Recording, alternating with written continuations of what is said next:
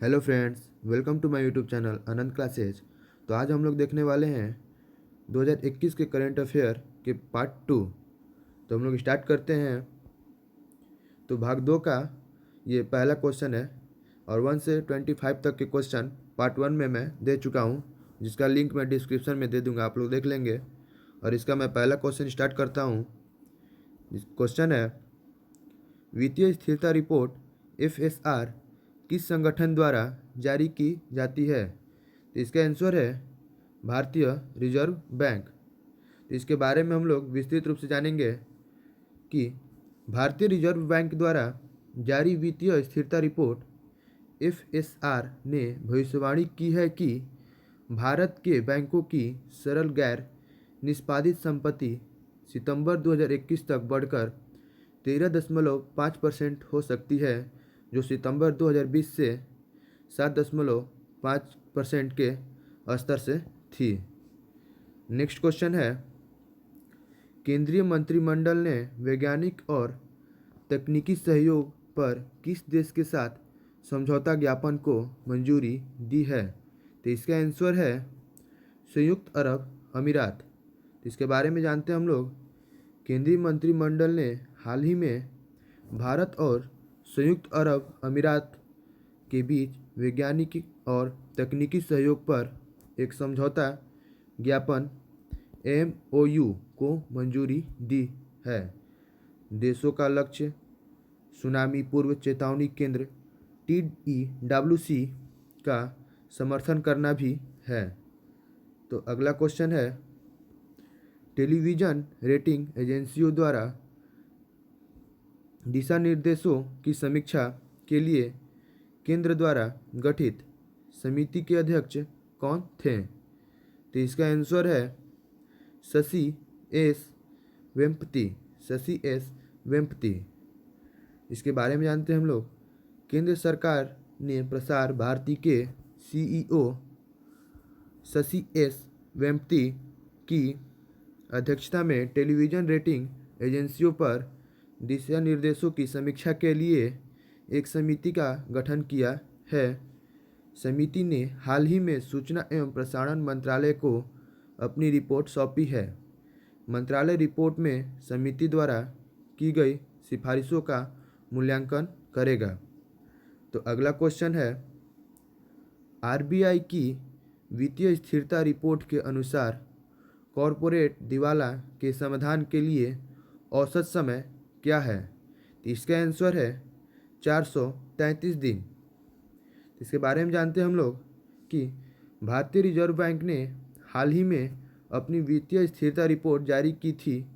Report में कहा गया है कि सितंबर 2020 तक IBC के तहत कॉरपोरेट दिवाला के समाधान में औसतन 433 दिन लगे।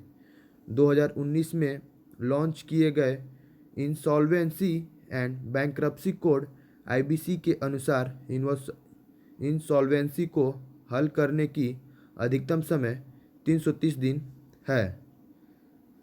अगला क्वेश्चन है, भारत की नई विदेश व्यापार नीति से कब से लागू होगी? तो इसका आंसर है 1 अप्रैल 2021। 1 अप्रैल 2021। देखिए, भारत की नई विदेश व्यापार नीति 1 अप्रैल 2021 से प्रभावी होने वाली है। यह नीति 2021 से 2026 तक 5 वर्षों के लिए प्रभावी होगी। इसका उद्देश्य भारत को अंतर्राष्ट्रीय व्यापार में अग्रणी बनाना है। यह भी ज्ञात है कि जिला निर्यात हब पहल नई विदेश व्यापार नीति का एक महत्वपूर्ण घटक होगा।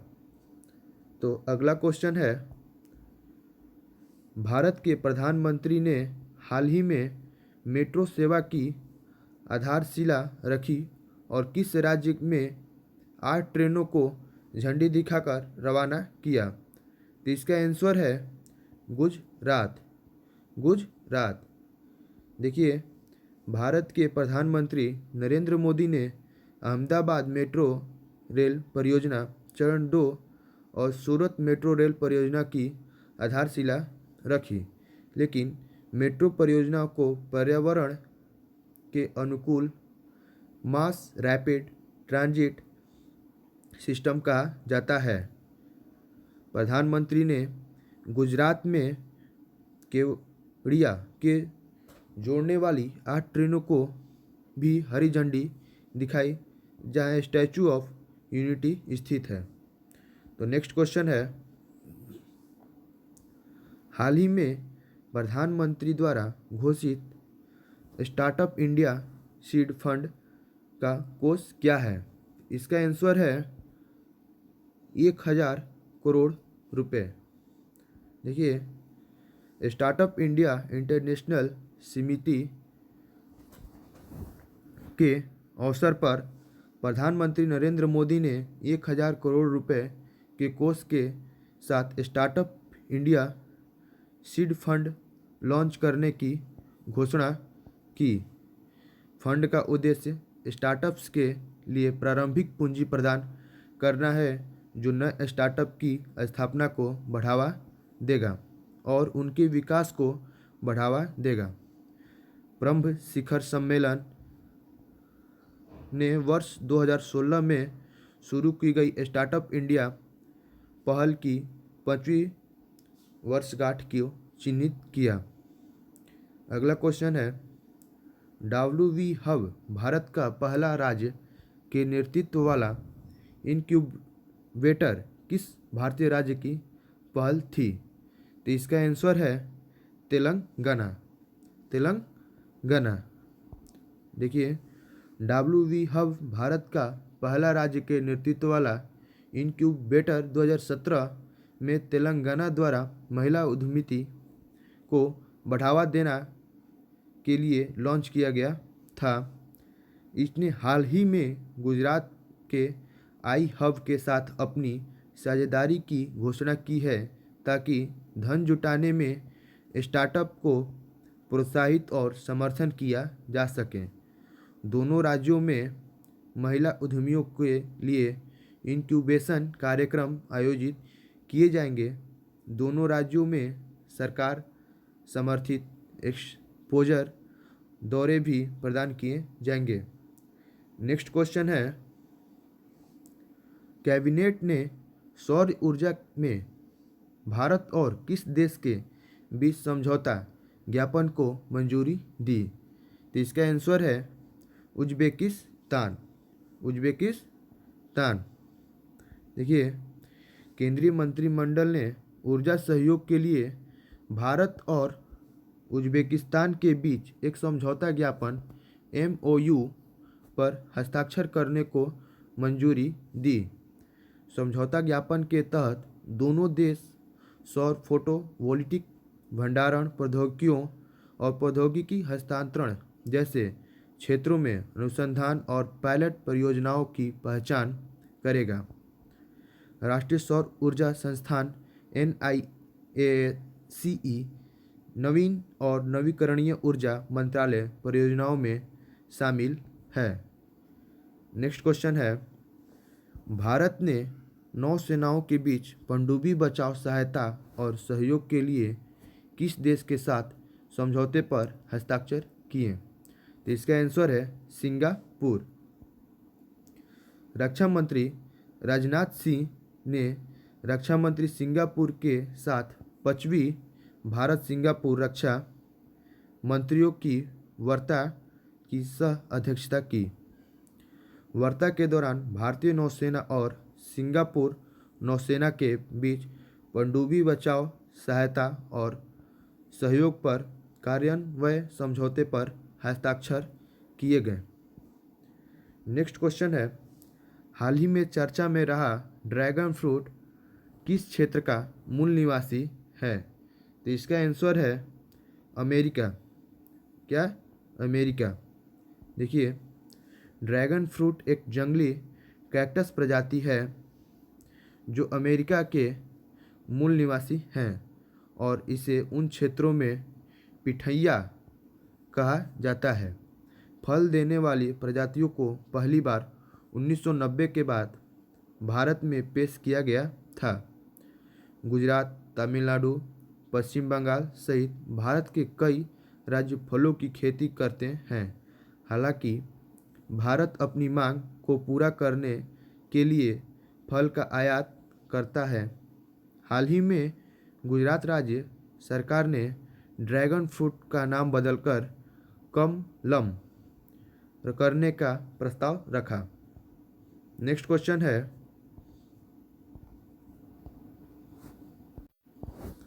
उच्च न्यायालय के सेवानिवृत्त न्यायाधीशों को भी लोकायुक्त के पद के लिए योग्य बनाने के लिए किस राज्य ने लोकायुक्त विधेयक में संशोधन किया? तो इसका आंसर है बी, गोवा। देखिए, गोवा राज्य मंत्रिमंडल ने हाल ही में सेवानिवृत्त उच्च न्यायालय के न्यायाधीशों को भी लोकायुक्त के पद के लिए योग्य बनाने के लिए गोवा लोकायुक्त संशोधन विधेयक को मंजूरी दी। पिछले साल सितंबर में जस्टिस पीके मिश्रा के सेवानिवृत्त होने के बाद यह पद खाली रहा। लोकायुक्त कानून के अनुसार केवल एक सेवानिवृत्त सर्वोच्च न्यायालय के न्यायाधीश या एक न्यायालय के सेवानिवृत्त मुख्य न्यायाधीश पद के लिए पात्र है।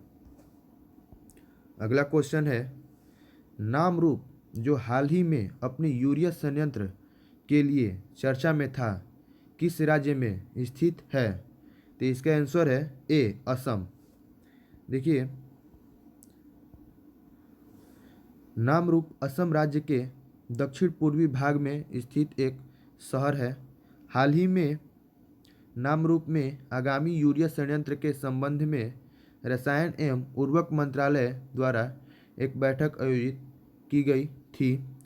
12.7 लाख MMTPA क्षमता की परियोजना को National Fertilizers Limited, Oil India Limited, Rashtriya Chemical and Fertilizers Limited, Brahmaputra Valley Fertilizers Corporation Limited और असम सरकार द्वारा संयुक्त रूप से लागू किया जाना है। नेक्स्ट क्वेश्चन है, society of India defence manufacturers SIDM जो हाल ही में चर्चा में रहा किस प्रकार की संस्था है? तो यह है सी, लाभ के लिए नहीं एसोसिएशन। देखिए, society of Indian defence manufacturers SIDM एक गैर लाभकारी एसोसिएशन है जिसका उद्देश्य भारतीय रक्षा उद्योग में स्वदेशी उत्पादन को सुविधाजनक बनाना है। हाल ही में स्वदेशी स्पेयर्स पार्ट के उपयोग को बढ़ावा देने के लिए भारतीय सेना और society of Indian defence manufacturers SIDM के बीच एक समझौता ज्ञापन पर हस्ताक्षर किए गए थे। यह भारतीय उद्योग परिसंघ CII के साथ भारतीय सेना की साझेदारी में 25 वर्षों के अवसर पर हुआ। नेक्स्ट क्वेश्चन है, इलेक्ट्रॉनिक्स और IT मंत्रालय को क्वांटम कंप्यूटिंग एप्लीकेशन लैब स्थापित करने के लिए किस कंपनी के साथ सहयोग करना है? तो इसका आंसर है अमेजन। देखिए, इलेक्ट्रॉनिक्स और सूचना प्रौद्योगिकी मंत्रालय ने अमेजन वेब सर्विसेज AWS के सहयोग से एक क्वांटम कंप्यूटिंग एप्लीकेशन लैब स्थापित करने की घोषणा की है। इस कदम के माध्यम से शैक्षिक संस्थानों या स्टार्टअप पारिस्थितिकी तंत्र के शोधकर्ताओं को अमेजन ब्रैकेट सेवा के माध्यम से क्वांटम कंप्यूटिंग हार्डवेयर, सिमुलेटर और प्रोग्रामिंग टूल तक बिना किसी कीमत के पहुंच प्राप्त होगी। नेक्स्ट क्वेश्चन है, किस राज्य या केंद्र शासित प्रदेश की सरकार ने प्रतिभूतियों की बिक्री से 250 करोड़ रुपए जुटाने का फैसला किया? तो इसका आंसर है सी, पुडुचेरी। देखिए, पुडुचेरी की केंद्र शासित प्रदेश सरकार ने 4 साल की परिपक्वता वाली सरकार प्रतिभूतियों को बेचने का फैसला किया, जिसके माध्यम से 250 करोड़ रुपए की पूंजी जुटाने का लक्ष्य है। बिक्री का संचालन भारतीय रिजर्व बैंक द्वारा किया जाएगा। प्रतिभूतियों 10,000 रुपये और उसके गुणकों के मूल्य वर्ग में होगी। नेक्स्ट क्वेश्चन है, हाल ही में खबरों में रहे मोहम्मद इस्ताए किस देश के प्रधानमंत्री हैं? तो इसका आंसर है ए फिलिस्तीन। देखिए क्यों चर्चा में थे, तो फिलिस्तीन प्रधानमंत्री मोहम्मद इस्ताए को हाल ही में खबरों में देखा गया था, क्योंकि उन्होंने रुकी हुई शांति प्रक्रिया को पुनर्जीवित करने के लिए संयुक्त राष्ट्र के नए दूत के साथ चर्चा की थी। संयुक्त राष्ट्र के दूत टोर वेलेस लैंड मध्य पूर्व शांति प्रक्रिया के लिए विशेष समन्वयक हैं। उन्होंने चौकड़ी द्वारा प्रायोजित किसी भी राजनीतिक प्रक्रिया पर देश के खुलेपन पर भी प्रकाश डाला, जिसमें अमेरिका, संयुक्त राष्ट्र, रूस और यूरोपीय संघ शामिल है।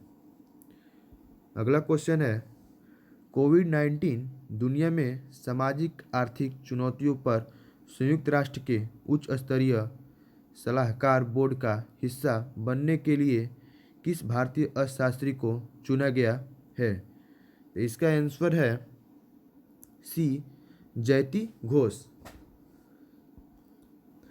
भारत की अर्थशास्त्री जयति घोष को कोविड-19 दुनिया में सामाजिक आर्थिक चुनौतियों पर संयुक्त राष्ट्र के उच्च स्तरीय सलाहकार बोर्ड का हिस्सा बनने के लिए चुना गया है। बोर्ड भविष्य में प्रतिक्रिया करने के लिए संयुक्त राष्ट्र महासचिव को सिफारिशें करेगा, खासकर कोविड युग के बाद। सुश्री घोष वर्तमान में मैसाचुसेट्स विश्वविद्यालय में अर्थशास्त्र के प्रोफेसर हैं।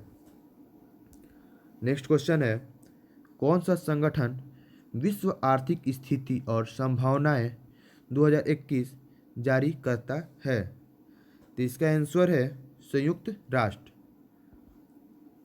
संयुक्त राष्ट्र आर्थिक और सामाजिक मामलों के विभाग UNDESA के विश्व आर्थिक स्थिति और संभावनाएं 2021 जारी की रिपोर्ट के अनुसार भारत की अर्थव्यवस्था 2021 में 7.3% की दर से बढ़ने का अनुमान है, जबकि इसके 9.6% तक अनुबंधित होने का अनुमान है। अगला क्वेश्चन है, हाल ही में लॉन्च किए गए वर्चुअल इंटेलिजेंस टूल का नाम क्या है, जो सरकार के नीतिगत फैसलों में मदद कर सकता है? तो इसका आंसर है बी तेजस। देखिए, इलेक्ट्रॉनिक्स और आईटी और संचार मंत्री ने हाल ही में वर्चुअल इंटेलिजेंस टूल तेजस लॉन्च किया है। यह टूल नीतिगत निर्णयों के लिए महत्वपूर्ण जानकारी निकाल सकता है, जिससे सरकारी सेवाओं में दक्षता में सुधार होती है। मंत्री ने वर्क फॉर एनीवेयर पोर्टल और ई ऑक्शन इंडिया नामक नियमित कार्यालय एप्लीकेशन तक पहुंचने के लिए एक वर्चुअल पोर्टल भी लॉन्च किया है। अगला क्वेश्चन है, किस देश ने संयुक्त राष्ट्र शांति निर्माण कार्यों के लिए 1.5 लाख अमेरिकी डॉलर की प्रतिज्ञा की घोषणा की? इसका आंसर है भारत। देखिए, भारत ने इस वर्ष संयुक्त राष्ट्र शांति निर्माण कोष के कार्यक्रमों और गतिविधियों के लिए 1.5 लाख अमेरिकी डॉलर की प्रतिज्ञा की घोषणा की। संयुक्त राष्ट्र में भारत के अस्थायी प्रतिनिधि टीएस तिरुमूर्ति ने संयुक्त राष्ट्र शांति निर्माण कोष के लिए उच्च स्तरीय पुनः पूर्ति सम्मेलन में एक आभासी संबोधन में इसकी घोषणा की। नेक्स्ट क्वेश्चन है, हाल ही में खबरों में रहे गोविंद बल्लभ पंत किस राज्य के पहले मुख्यमंत्री थे? तो इसका आंसर है बी, उत्तर प्रदेश। स्वतंत्रता सेनानी और दिवंगत पूर्व केंद्रीय गृह मंत्री गोविंद बल्लभ पंत की प्रतिमा को संसद परिसर से स्थानांतरित कर दिया गया था क्योंकि नए भवन का निर्माण शुरू हुआ था। बाद में प्रतिमा का अनावरण नई दिल्ली के पंडित पंत मार्ग में किया गया।